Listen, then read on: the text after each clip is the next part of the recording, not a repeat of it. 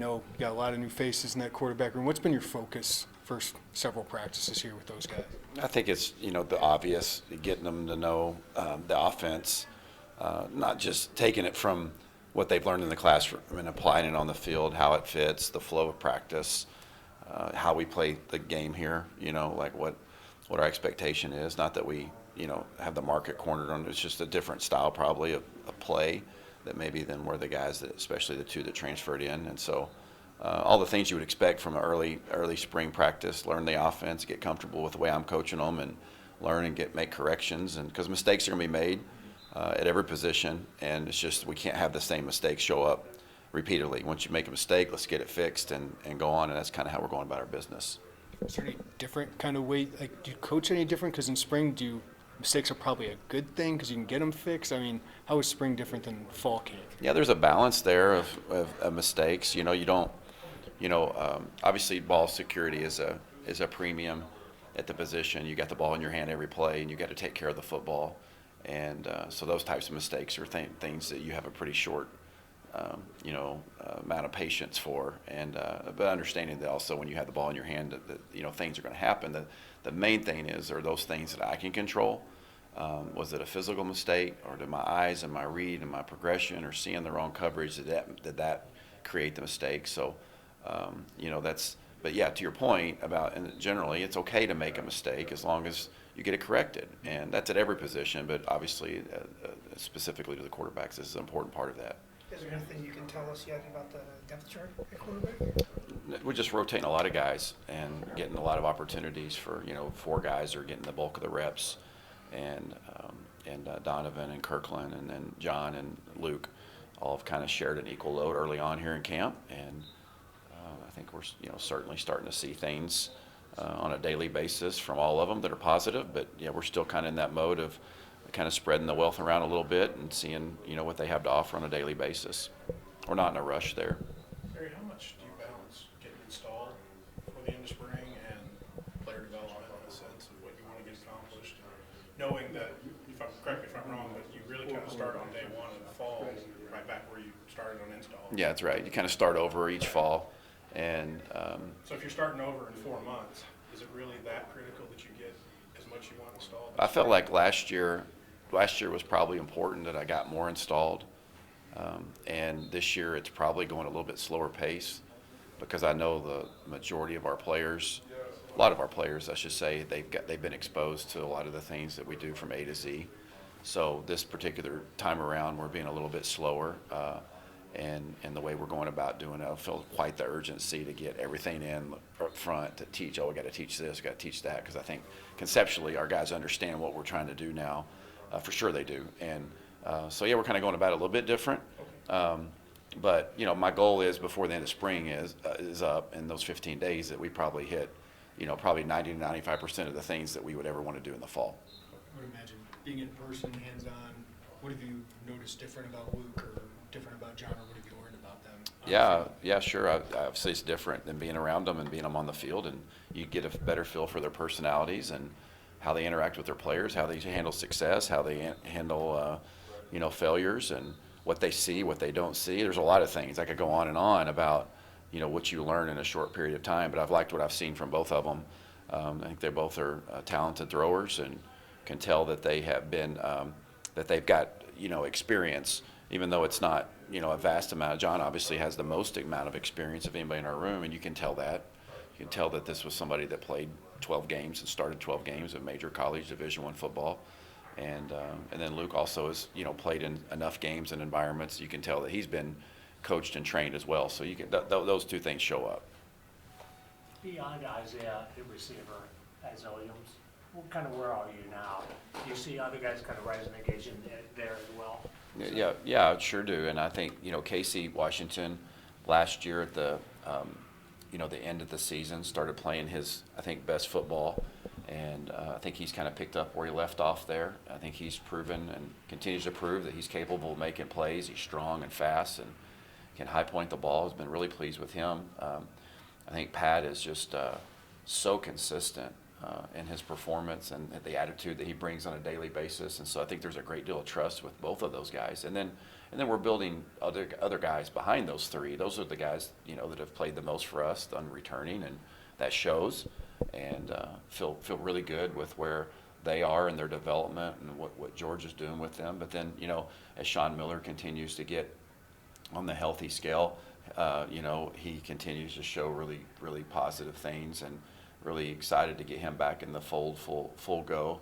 And but you know, as you start naming names, Hank Beatty's had some of his best days since he's been here. So I think we got a crew of guys that Keon Battles flashed, you know, Ashton's getting better, and you know, but all those guys have had their moments early on in camp. How do you feel like Robbie can help you, not only in the tight end room, but what you want to do offensively as you guys try to get better in the red area?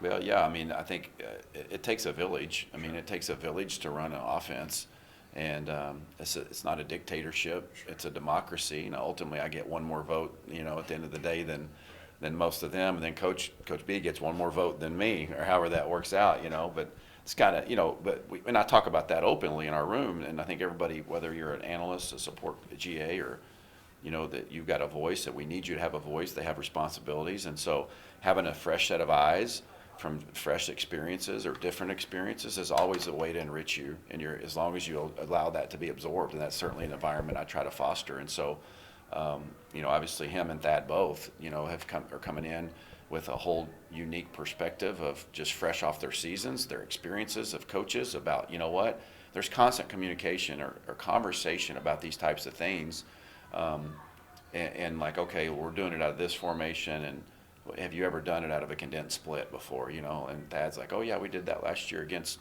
you know, against TCU, and it shows a film clip. Oh, I really like that. Or Robbie says, yeah, when I was at Toledo coaching tight ends, but this is how we got the ball to. So there's a lot of collaboration in that regard, and so that's a really positive thing. You have some returning guys that anchor the offensive line, but who are some of the guys that have jumped out at you that are going to fill those vacancies, fill the holes that you have?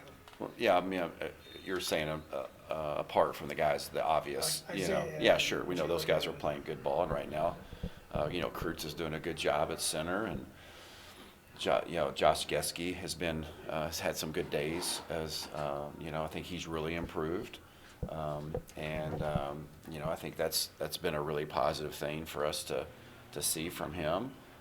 You know, Slaughter can just continuing to be consistent. He got some experience last year, so you know, we've got a lot of repetitions available for guys that haven't played a lot of football. Ones where you're a 1 or 2 or developmental, and so every day they're being judged and measured and coached and pushed to improve. And so we've seen that in all those individuals, but just the guys that working with the first group. I think Getzke has been a guy that's made some really nice steps forward lately. Obviously, you want quarterback to kind of make an impact, trying to be a leader. What have you seen from Luke? You know, coming in as a new guy, trying to do that. Yeah, I mean, everybody's got their own personality. We've talked ad nauseum about that, you know, and that's, but it's everywhere. You know, everybody is intrigued about, you know, the quarterback and their style of leadership, because you look at the NFL, for example, you probably see a bunch of different types of personalities and leadership of guys that lead their organizations, and obviously that's true for, you know, everywhere in college as well. And so the big thing is they have to be who they are. You know, they have to be who's God made them to be, and their personality. And there's all types of them, just like in everyone in this group right here. Everybody's got a different personality, and the same's for the quarterbacks. But the one thing, common denominator you have to have is you have to have the ability to lead. And it's been clear that one of the ways that Luke goes about that is he's relational. You know, he's very relational with the players. Works very hard at it, and it's very what you say, organic. I mean, it's like when I say works hard, that sounds like he's trying hard, and that's not really true. But he's very intentional, is the word I would say, about his relationship with the team, and not just the offense but the defense. And I think that's been something that our whole team, our coaching staff, has noticed, that each day and each week goes by, people get to know him better and better. And I think he's done a nice job in that regard. Coach, were there things last year you didn't get to that you feel like, you know, different style, play-wise, whatever, that you're looking forward to doing maybe more so this year? Yeah, I don't know if there's always concepts. You know, there's always a concept or a run scheme that, you know, you look in the off season, somebody else is doing, and it kind of makes sense for you to look into it.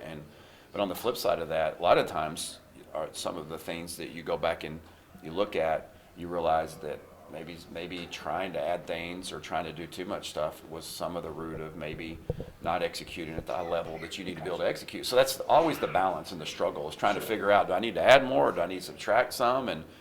And I think that one of the things that I was convicted of, and we were as a staff, going back and watching the season, reflecting, is like the core of who we are, like the core of our identity and what we're trying to be.